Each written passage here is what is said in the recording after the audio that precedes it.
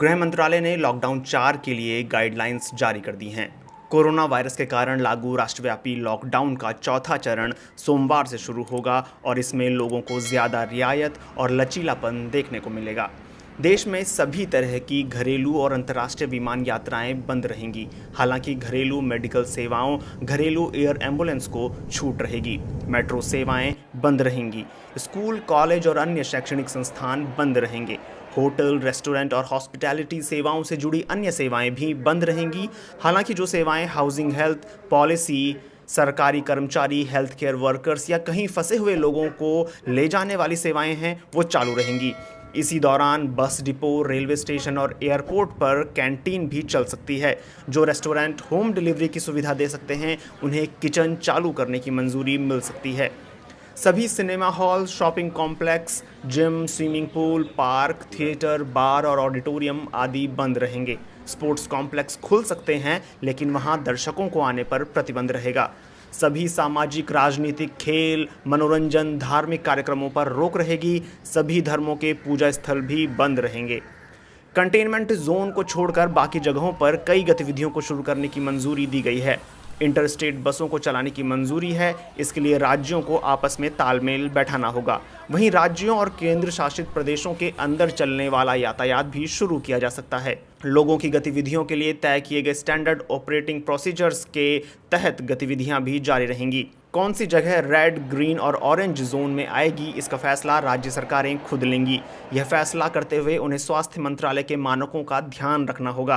Red और orange zone में कौन से इलाके कंटेनमेंट जोन और बफर जोन में आने चाहिए, इसका फैसला जिला प्रशासन करेगा। कंटेनमेंट जोन में सिर्फ आवश्यक सेवाओं को ही चालू रहने की मंजूरी रहेगी। इन इलाकों से लोगों को बाहर दूसरी जगहों पर जाने पर सख्त मनाही रहेगी। हालांकि मेडिकल इमरजेंसी की हालत में दूसरी जगह जाया जा सकता है। कंटेनमेंट जोन में घर घर जाकर सर्विलांस किया जाएगा। सभी जगहों पर आवश्यक सेवाओं को छोड़कर शाम 7 बजे से सुबह 7 बजे तक बाहर घूमने की मनाही रहेगी। स्थानीय प्रशासन इस दौरान इलाके में धारा 144 को सख्ती से लागू करेगा। निर्देशों में यह भी कहा गया है कि 65 साल से ज़्यादा बुजुर्ग लोग, बीमार, गर्भवती महिलाएं और 10 साल से कम उम्र के बच्चे बहुत ज़रूरी काम होने पर ही घर से बाहर निकलें, वरना घरों के भीतर ही रहें। ऐसा भी कहा गया है कि जिन गतिविधियों पर अलग से पाबंदियां लगाई गई हैं, उनके अलावा बाकी सभी की इजाज़त होगी। हालांकि कंटेनमेंट जोन में केवल ज़रूरी कामकाज की इजाज़त रहेगी।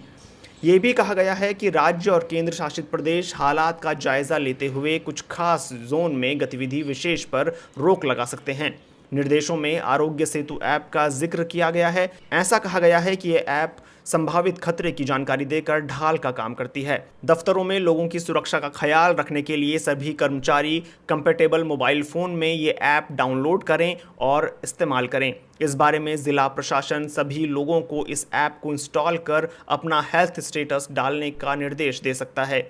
इससे उन लोगों का सही समय पर पता लगाया जाना आसान होगा जो इन्फेक्शन की जद में हो सकते हैं। ये भी कहा गया है कि सभी राज्य और केंद्र शासित प्रदेश medical professionals, nurse, paramedical staff, sanitisation करने वाले कर्मचारी और एम्बुलेंस को एक से दूसरे राज्य में जाने से कतई ना रोकें।